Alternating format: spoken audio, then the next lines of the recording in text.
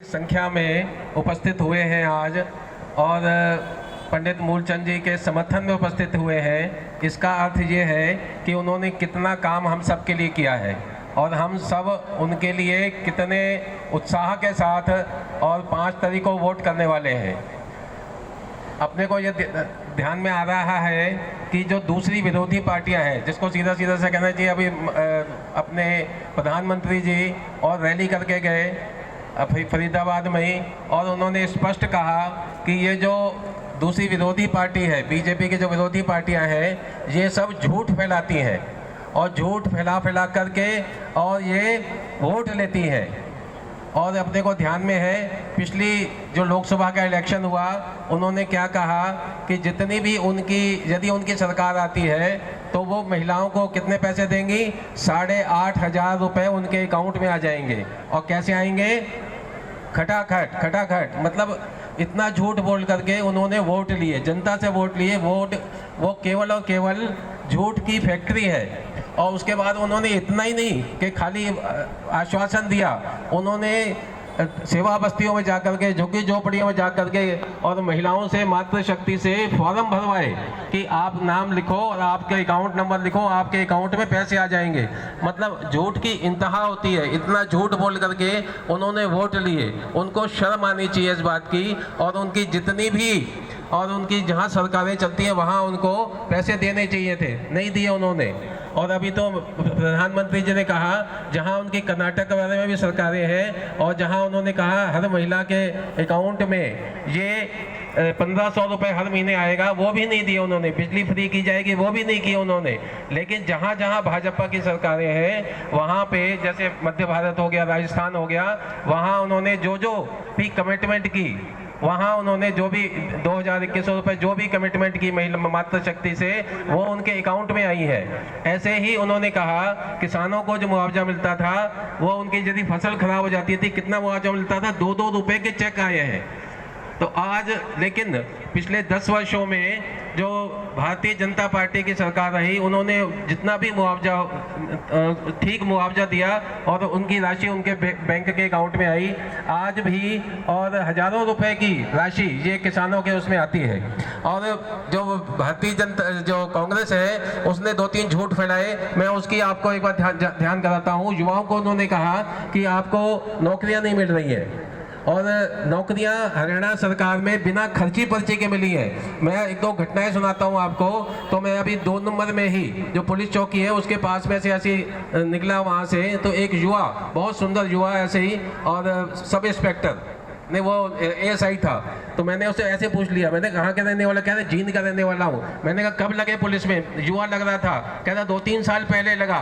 तो मैंने उससे पूछा कैसे लगे? कहता बिना खर्ची पर्ची के।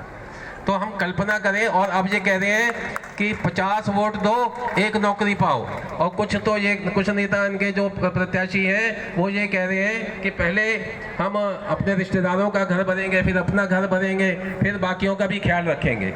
मतलब लूटने के लिए केवल और केवल तैयार बैठे हैं। ऐसी स्थिति हो रही है इनकी। इसलिए इस स्थिति से अपने प्रांत को बचाना। दूसरा ये है कि इन्होंने कहा कि हम अग्निवीर योजना, युवाओं से कहा अग्निवीर योजना, जवानों से कहा अग्निवीर योजना ये लेकर के आए, और उसमें से 100 में से 25 ये इन्होंने फौज में लिए। वास्तव में तो चाहिए ही 25 थे, लेकिन उन्होंने 100 युवाओं को लिया। बाकी 75 युवाओं को देश की जो पैरामिलिट्री फोर्सेज है उसमें नौकरियां देंगे, और वो नौकरियां देंगे जिसमें उनको पेंशन भी मिलेगी। तो आप कल्पना करें कितना बड़ा काम ये सरकार कर रही है, और वो केवल और केवल झूठ ये फैला रहे हैं। फिर तीसरा उन्होंने जो झूठ फैलाया, जो सबसे बड़ा झूठ है, जो पाप के बराबर है, उन्होंने ये कहा कि ये जो 400 सीटें लाने की बात करते हैं, तो 400 सीटें किसके लिए लानी थी? तो मैं आपको बताऊं तो इन्होंने कहा कि जो दलित बंधु है, जो OBC मोर्चा है, OBC बंधु हैं, इनकी और जो रिजर्वेशन है उसको खत्म करने के लिए ला रहे हैं। लेकिन मैं आपको ध्यान कराऊं, और उनको डरा करके उनके वोट लिए, लेकिन जो 400 सीटें लाने की बात थी प्रधानमंत्री जी ने कही थी, वो इसलिए कही थी कि 3 एजेंडे थे बीजेपी के। एक एजेंडा राम जन्मभूमि का था, वहां मंदिर, भव्य मंदिर बन गया 550 वर्षों के बाद। अभी योगी जी आए थे, उन्होंने कहा था कि 1,75,000 शहादत के बाद वो मंदिर बना है, 550 साल की लड़ाई के बाद वो मंदिर बना है। और दूसरा था 370 धारा खत्म होना, एक देश एक संविधान, ये पूरे देश के साथ उसको जोड़ा। कोई कहते थे खून की नदियां बह जाएंगी यदि 370 खत्म की, लेकिन 370 खत्म की। और 400 सीटें किस लिए चाहिए थी? इसलिए चाहिए थी कि वो 400 सीटें खत्म करके ये जो वक्फ बोर्ड है इसको खत्म किया जाए। अब दो वक्फ बोर्ड के पास कितनी जमीन है? रेलवे के बाद, डिफेंस के बाद सबसे ज्यादा 9 लाख एकड़ जमीन ये वक्फ बोर्ड के बाद पे है।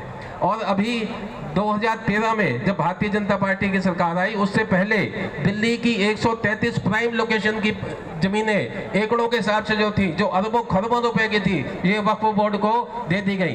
तो ऐसी इनकी जो नीति है वो तुष्टीकरण की नीति है, और उस तुष्टीकरण की नीति के कारण से ये सब काम करते हैं। तो हम सब सनातनियों को, हम सब भारतवासियों को, प्रधानमंत्री जी कह गए हैं, हम सब देशभक्तों को इन सब ने इकट्ठा होना चाहिए। अभी योगी जी भी कह गए हैं कि हमारे जो देश के जो जितने भी देशभक्त हैं उनको इकट्ठा रहना होगा, और यदि बटोगे तो कटोगे। तो इसके बाद इसके अपने को चिंता करनी चाहिए। इसलिए जाति मत संप्रदाय से ऊपर उठ करके ये अपने को वोट करना चाहिए। तो इसलिए अभी एक जयघोष है, जाति पाति को दूर करो, हिंदू हम सब एक है। मैं बोलूंगा 3 बार, जाति पाति को दूर करो, जाति पाति को दूर करो। तो आने वाली 5 तारीख को कमल के निशान पे ही हमने मोहर लगानी है, और हम सब मोहर लगाएंगे ना, वोट देने जाएंगे।